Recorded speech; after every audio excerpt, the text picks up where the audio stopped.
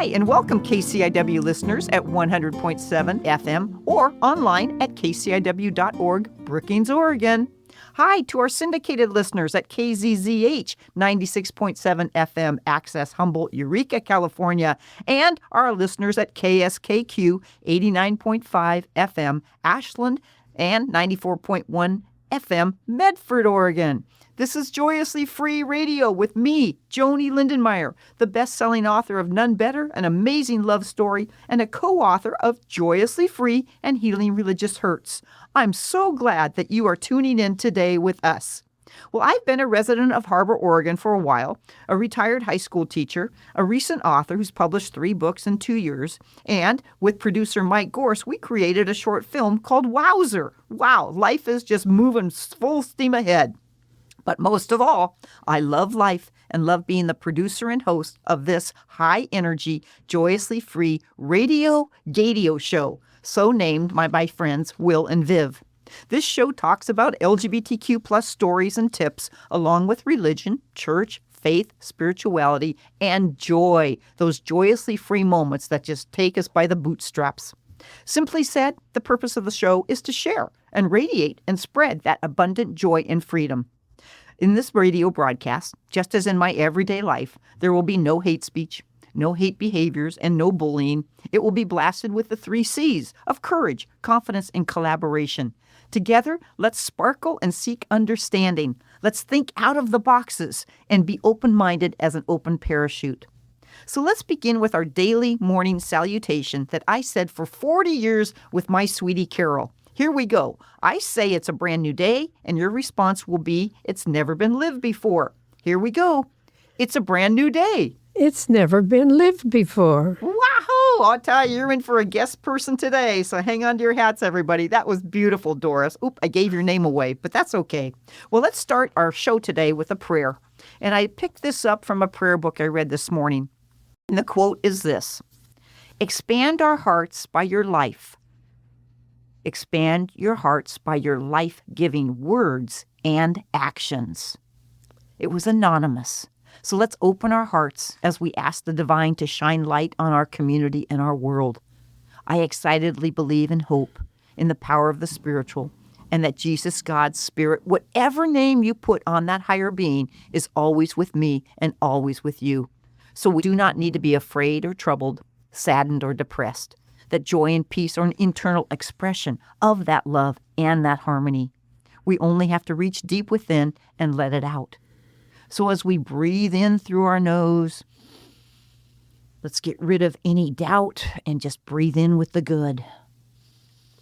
As we center ourselves, breathe in again through your nose with hope and out from your mouth with fears. Last one, take a big deep breath in with joy and out with worry or despair. In the name of Mother Earth, Creator God, Jesus, a Redeemer, and the blowing winds of the Holy Spirit, we say hi. Hi, love. Hi, light. Hi, Jesus. Hi, Spirit. Thank you for being with us today. Thank you for helping me to understand a quote that I read this morning. Expand our hearts by your life-giving words and actions.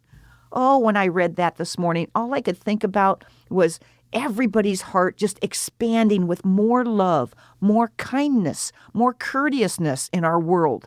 I know we're surrounded by a lot of evil and hate and judgment, but maybe this is the day that we can expand our hearts bigger with that love, with that joy. You know, it's our words and our actions that make a difference. That's what came through today. So may your words, our hearts explode, and our actions explode to be the best people that we can be. Let us end our loving prayer by lifting up our friends and family. May you find divine guidance and healing today. Thank you, Holy One, for hearing and being with us at this moment. Even just for 30 seconds or a minute, you're always with us, Lord. So, together, let's have a happy day, KCIW, KZZH, and KSQ listeners. Well, I am so excited to introduce you to a very dear friend of mine.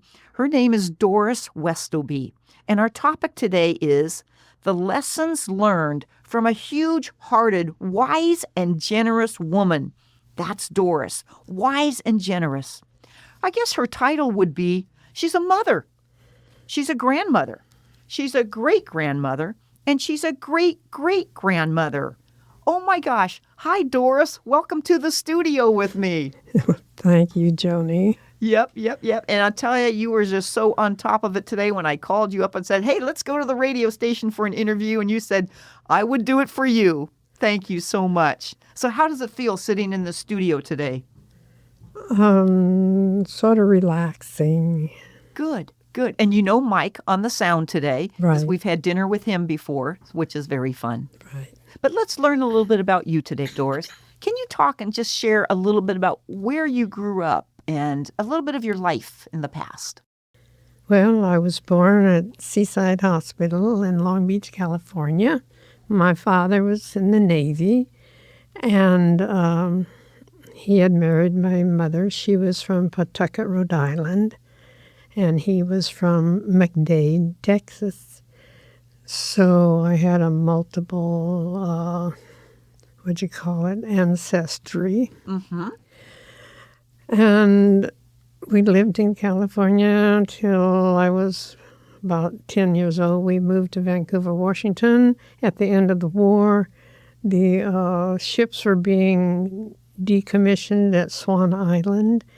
So my father was stationed there. We rented a house, McLaughlin Heights in Vancouver, Washington. And he retired, 20 years active Navy, and we moved to Texas, where he was born and raised. Mm-hmm. For me, I was almost 12 at the time. It was like moving to a foreign country. I couldn't understand their speech. They had different ways of talking about things. And I was considered an outsider because my mother was a Yankee. So anyway, but I went to school there, to high school, and the thing was, in those days, the girls were supposed to get married. It was expected. My mother insisted that my sister and I get married. So in April 1952, I got married. In May, I got pregnant. In June, I graduated from high school. Wow. And in 53, I had my first child, a little boy. And then after that, I had a girl and another girl.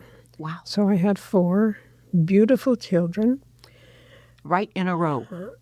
Well, there was a couple of years between. But unfortunately, my husband was abusive, not physically, but mentally. Mm-hmm. And we were all afraid of him. But he was an electrician, and he worked. And in the 1964, there was a big earthquake in Alaska, and his friend went up there, a carpenter, to work. And he came back to Texas, and he told my husband of the work that was there and how much the wages were. So he got in an airplane and went to Alaska because he wanted the big wages.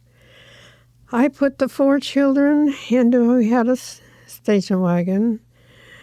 I had a little luggage trailer built out of the back end of a pickup truck. I put everything I wanted in the world to take with us, gave everything else away, and drove from Austin, Texas to Anchorage, Alaska with my 4 children. Wow. That was 5,500 miles. Wow. 1,500 miles of gravel roads through Canada at that time. We came to one spot where it had been raining and the creek was way up and the bridge was unstable. And there was men there, they said, well, you can't. They had put boards in the creek, and you could drive down the embankment of the creek, across the boards, and up the other side. So I told the kids to get out, stay on the bridge. The men said, we'll drive your car. And I said, no, you won't. It's my car. If anything was going to happen to it, it was going to be my fault because my husband would have blamed me anyway. Oh. But I did make it down the embankment, across the boards, and up the other side. And we did make the trip all the way to Anchorage. Wow. Wow. and lived there for 13 years. Mm-hmm. After 3 years of living there, I found an abusive husband is one thing that I wouldn't bother getting rid of. But this was in the 60s, and it's when the AIDS scare surfaced. Oh, yes. And all the years I was married, I knew that he was picking up women and men at bars and having affairs with them. But I had the children to raise, so I just didn't divorce him. But when it came up with the AIDS, that scared me. I didn't want to contract AIDS and still have the children to raise, and so that's why I divorced him. And then I worked actually 4 jobs. I went up at 5 o'clock in the morning to Government Hill, where Elmendorf Air Force Base is in Anchorage. Opened a donut shop, went downtown at about 10:30, 11 to a little mom and pop little restaurant there for the lunch rush, and then left there and went out to the south end to a restaurant to work the dinner time and made sure the kids had something for dinner before I did that. And then I arranged for my 3 jobs to have the same 2 days off, so on those 2 days I drove a taxi cab. So we survived. And then in driving taxi cab, the man that owned the cab asked me if I would go in partners with him. He would put up the money to buy a taxi cab company in Fairbanks if I would do the work. Oh. So I said, okay. The children, 3 of the children had married and left home by then, and I just had one at home. But anyway, moved to Fairbanks and ran the cab company. Then he got tired of that and decided he wanted to go to Anchorage to borrow. He bought a pawn shop from a friend. Now, my partner that I was with had an airplane, and this gave me the opportunity to fly outside to Florida on buying trips for the store, because we opened 3 stores, bought the one in Anchorage, and then opened 2 more stores. And so I got to fly the airplane on buying trips for the stores, which was really great. I loved. You were a pilot. You were a pilot. Oh, my gosh. Well, just for a single-engine plane. I had a Beechcraft Bonanza, which had a V-tail, which was a really super plane. Mm-hmm. And that was wonderful years. And I was running one shop by myself, the Klondike Palace, and my partner was running the other 2 shops. And then the word came from the street people that he was selling drugs. Oh. So I got out of the partnership, kept the 1 store for myself, gave up the airplane, and had the store 5 years, which I finally sold it. One of the ladies and her husband would come from Palmer, Alaska with handcrafts, and they'd go to all the people in the valley that crafts and bring them to my store. And I would purchase them. Well, she passed away, and he kept doing this. And about 3 years after she passed away, he and I decided we were really great buddies and really enjoyed each other. So we got married. Unfortunately, his 2 boys left Alaska, moved to Bend, Oregon.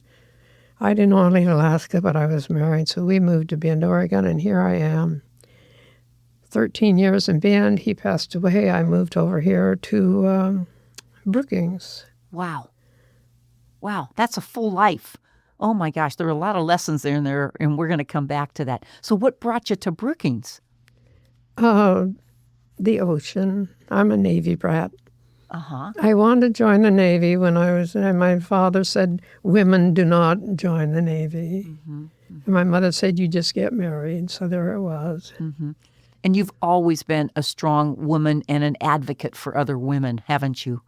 I never thought about that. I just did what was necessary at the time. Right, right. I think I remember you telling me one time about women and credit cards. What was that story? Well, when I had a store by myself without the partner, and I needed to have a credit card for the store for customers to come in, I could not get a credit card because I was a single woman, and this was in the 70s. Mm-hmm. So I went across the street to the bank. I knew the bank president. He came over, looked at my store. It was 25 foot wide and half a block long and full of merchandise. And he asked me how much I owed in debt on it, and I said nothing. He gave me a really funny look, like, you don't owe anything for any of this merchandise? I said, no, if I cannot pay for it, I do not bring it into the store. Therefore, I got a credit card. Oh, wow. Oh, wow. Yeah, but it was tough in those days for women to do anything without the support of a man. Mm-hmm, mm-hmm, mm-hmm. And what do you think nowadays?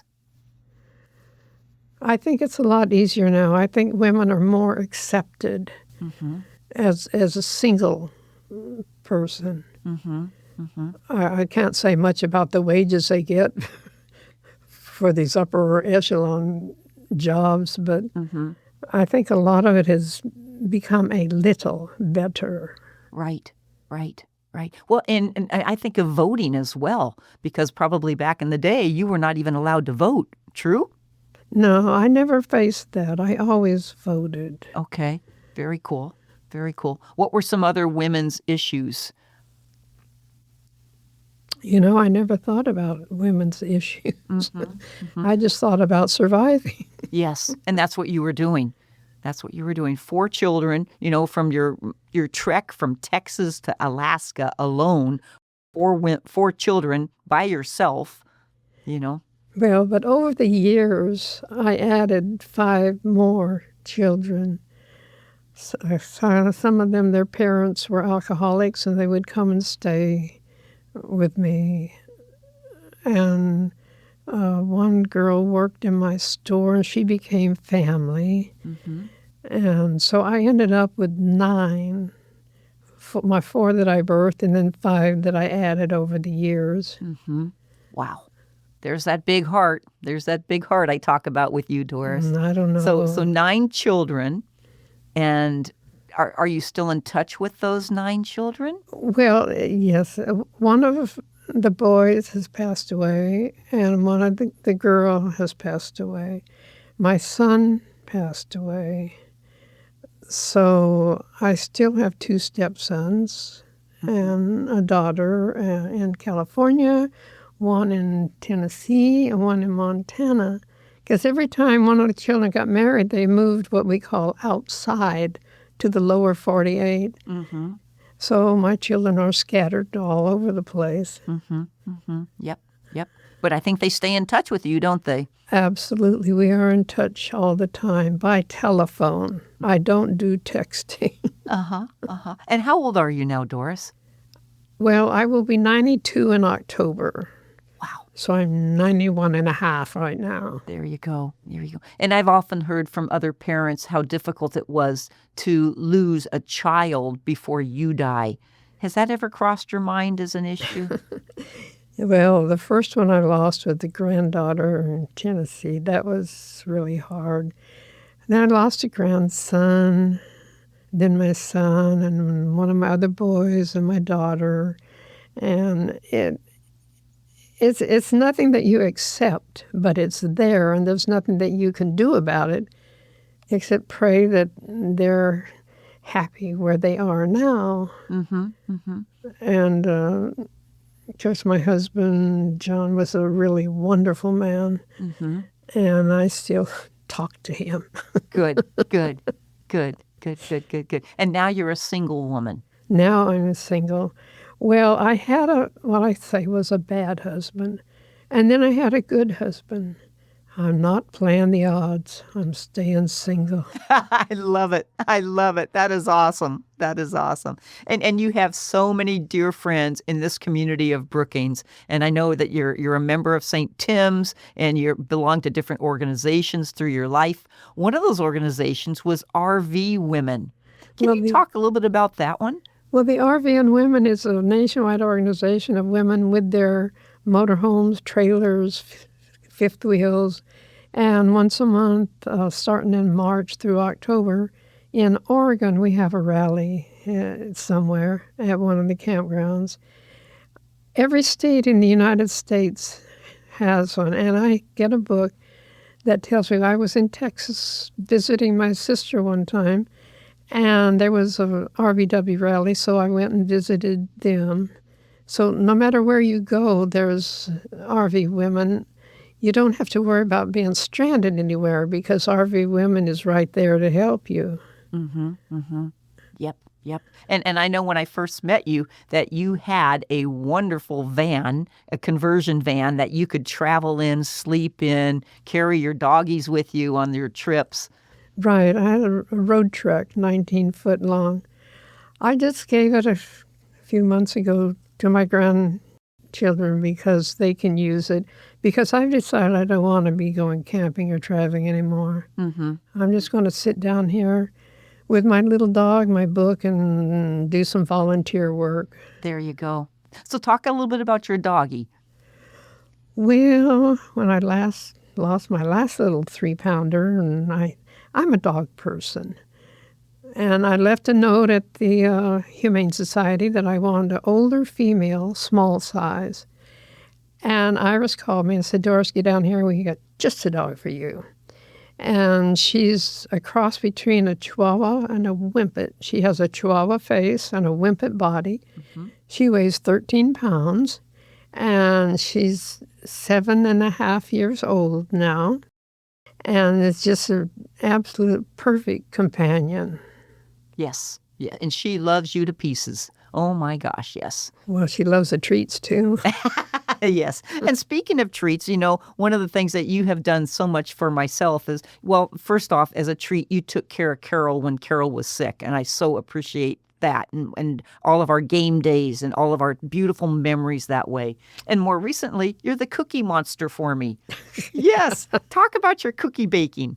Well, I just make all different kinds of cookies that go. A lot of them go to the church, but most of them go to Joanie and her book signing and things.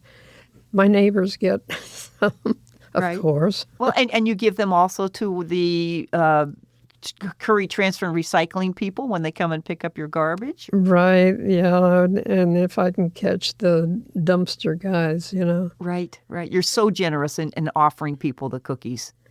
Well, it just gives them treats. Right. I did have a fun time one time, and a group from the St. Timothy's women was going up to Seattle. I think it's Seattle, Salem. Starts with an S. Mm-hmm. Anyway, Salem for a women's gathering convention, and I packaged up little packages of cookies so we'd have treats because it was an overnighter. Mm-hmm. Well, going along, and here came a trooper. Our driver was speeding, and he was going to give her a ticket for speeding. He was a really nice young man. And so I said, well, are you through with your business? He said, yeah. And I said, well, then you cannot consider this as a bribe. Here, have a package of cookies. I love it. I love it. Yep, for sure. Doris, this time has gone by so fast, but I want to end by asking you to do some final comments. What are some of the biggest life lessons you've learned? Well, people ask me, how do you keep going? I say, you have to keep going. You have to keep your brain active, whether it's reading books, playing solitaire or jigsaw puzzles or something. You have to be physically active, get out and walk. Having a dog really helps with that because you have to walk the dog. Mm-hmm. My daughter in Montana has 3 cats with harnesses. She walks the cats, mm-hmm. which is not a problem until one of the neighbor's dogs come by. Then all the cats go up the tree. Mm-hmm. Mm-hmm. But just stay active. Mm-hmm. And have a little humor in your life, would you say? Oh, you've got to laugh at things no matter what they are. Mm-hmm. You cannot hold grudges. You cannot hang on to anger. You just pass it off, give it away. There you go. Oh, my gosh. That is very well said. Ladies and gentlemen and kids and whoever is listening to this today, just go back and re-listen to this because Doris's stories are packed with lessons for all of us. Her tenacity, her strength, her wisdom, her generosity. And that's what makes Doris the most beautiful person I know in Brookings Harbor. Doris, I want to thank you. I really do. I want to thank you for being in my life. I want to thank you for being on the radio today. You're just a shot of joy every time I'm with you. So thank you so much. Oh, you're welcome, but that goes without saying for you, too. Okay, thank you. Well, let's do another thank you here. Let's thank all of our beautiful listeners on the gorgeous coast of Southern Oregon and Northern California and the majestic Rogue Valley for being with us today on Joyously Free. We hope that all of you listeners have been inspired or challenged, or maybe that's lit up something, a story in your life that you would like to share with somebody. Share your hopes, share your love, share your joys, just like I have done in my book with None Better and with my good friend Doris. Today was a beautiful day. Going to give Doris lots of hugs when we get off this, but I also want to thank KCIW, the whole team, including Mike Gorse on sound, Tom Bozak, Candace and Rose. We want to thank KZZH and KSKQ. A shout out to Steve Van Cleve, your son-in-law, who is the sponsor of the show, as well as Sally and Todd Roy. Bottom line, we wish everybody a happy, happy, beautiful day where we say smile big, wear bright colors, and go get them today. Thank you, Doris, again. You're a wonder and a love. I love you.